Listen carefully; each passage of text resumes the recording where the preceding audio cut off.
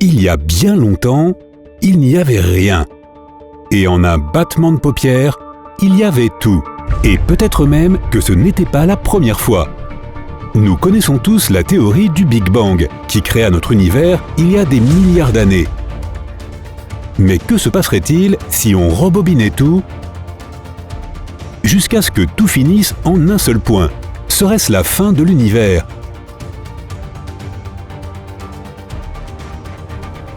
Quand tu vois de la neige sur ton écran de télévision, ces points noirs et blancs qui dansent sont appelés fonds diffus cosmologiques, ou FDC. La même chose est visible dans les télescopes à micro-ondes utilisés par les astronomes. Mais cette image statique sur ton écran de télé est aussi une sorte de séquelle de l'énergie libérée lors du Big Bang. Les scientifiques sont pratiquement sûrs que le Big Bang s'est produit il y a 13,8 milliards d'années. L'univers était condensé en un point extrêmement dense et chaud qui a explosé sous forme d'une boule de plasma surchauffée qui s'est refroidie au fur et à mesure de son expansion. Avec le temps, les premières étoiles et galaxies se sont formées, mais cette expansion n'a jamais cessé et continue encore d'avancer à une vitesse incroyable. C'est pourquoi toutes les galaxies s'éloignent sans cesse les unes des autres. Nous le savons car la lumière qui en émane se comporte étrangement. Elle est plus rouge qu'elle ne devrait, et c'est ce qui se passe habituellement quand une source de lumière s'éloigne de l'observateur. On appelle ça le décalage vers le rouge, redshift.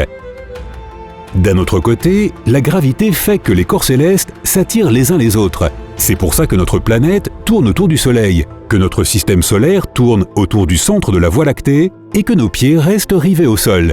C'est en songeant à ça qu'une théorie est née. Un jour, la gravité vaincra la poussée générée par le Big Bang et l'univers entier commencera à se rétracter. On appelle ça le Big Crunch, effondrement terminal. Pour définir la possibilité d'un tel phénomène, tout dépend du type d'univers dans lequel nous vivons. Si nous vivions dans un univers ouvert, son expansion serait trop puissante pour être arrêtée, et elle continuerait sans cesse. Mais la densité d'un univers hyper étiré finira par devenir si faible que ces galaxies ne pourront plus produire de nouvelles étoiles. Les étoiles existantes s'éteindront, les galaxies s'assombriront, et l'univers perdra toute sa chaleur. Il continuera à s'étendre dans le froid et l'obscurité infinie. On parle alors de Big Freeze. Mais il faudra des milliards d'années pour en arriver là. Alors, pas de panique. Si nous vivions dans un univers plat, ce qui n'a rien à voir avec la forme du nôtre, il se dilaterait jusqu'à ce que la force de poussée du Big Bang devienne égale à la force de traction de la gravité. Et finalement, il s'arrêterait tout simplement de bouger. Il sera tellement froid à ce moment-là que le résultat sera semblable au Big Freeze. Le Big Crunch ne peut avoir lieu que si nous vivons dans un univers fermé et suffisamment dense pour pouvoir se rétracter après avoir atteint son point d'expansion maximal. Les scientifiques essaient justement de déterminer à quel point notre univers est dense. Visiblement, il ne l'est pas assez pour qu'un Big Crunch se produise. Un éventuel Big Freeze est donc plus probable. Mais notre univers contient plus que les planètes, étoiles et galaxies visibles. En termes d'énergie, l'univers visible ne représente que 5% de tout ce qu'il contient. Alors, de quoi est fait le reste? La matière noire représente 27% de l'univers. La plupart des galaxies s'effondreraient si rien ne les maintenait en place. C'est comme ça que les experts ont compris que la matière noire existait. C'est comme le mortier de l'univers. Ça montre aussi que l'attraction gravitationnelle de l'univers est beaucoup plus forte qu'on ne le pensait avant. Mais il manque encore 68%. Les astronomes pensent que c'est ce que l'on appelle l'énergie noire, une autre force encore mystérieuse. Mais les scientifiques ont remarqué qu'elle affecte l'univers car l'expansion de ce dernier continue sans que la gravité ne la ralentisse.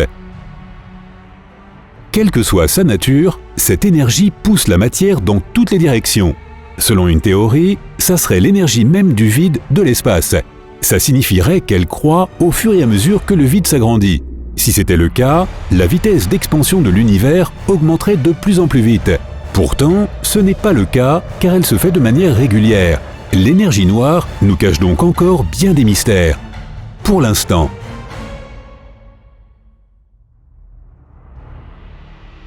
Mais nous ne pouvons pas exclure la possibilité de Big Crunch à cause de notre manque de connaissances sur l'univers. S'il se produit, ça commencera probablement par un court arrêt de l'expansion. Ensuite, l'univers commencera à se rétracter et la lumière des galaxies se déplacera dans l'autre sens. Tu te rappelles qu'elle est plus rouge en s'éloignant.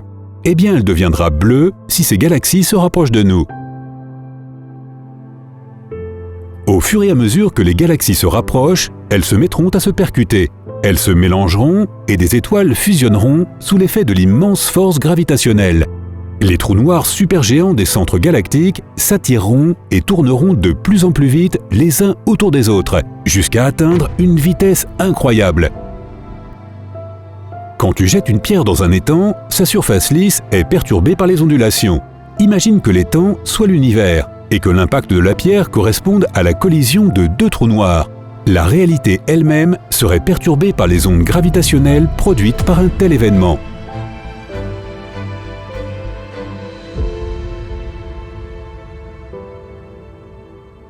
Multiplie tout ça par beaucoup et tu obtiendras une vague idée de ce que pourrait être un univers en déclin.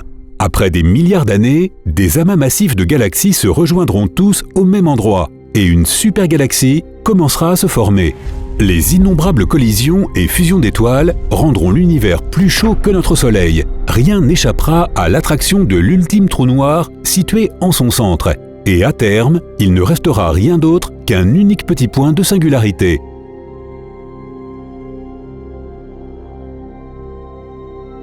On dirait le début de l'histoire du Big Bang, non ? De nombreux partisans de la théorie du Big Crunch pensent qu'après que l'univers ne devient une singularité infiniment chaude et dense, elle conduira à un nouveau Big Bang.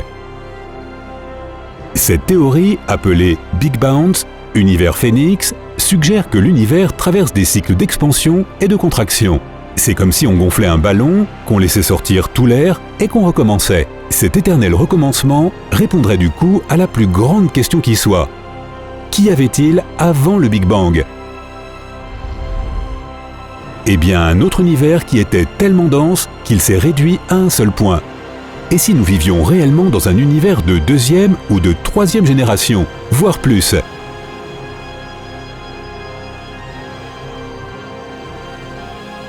Tout comme l'expansion de l'univers prendra trop de temps pour que l'on s'inquiète réellement de sa fin, il en sera de même pour son éventuel rétrécissement. D'innombrables étoiles et galaxies naîtront et mourront avant que les choses ne deviennent réellement dramatiques. À condition, bien sûr, que le Big Crunch se produise un jour. Si tu as appris quelque chose de nouveau aujourd'hui, alors mets un like à cette vidéo et partage-la avec un ami. Et voici d'autres vidéos que tu devrais apprécier. Il te suffit de cliquer à gauche ou à droite et de rester du côté sympa de la vie.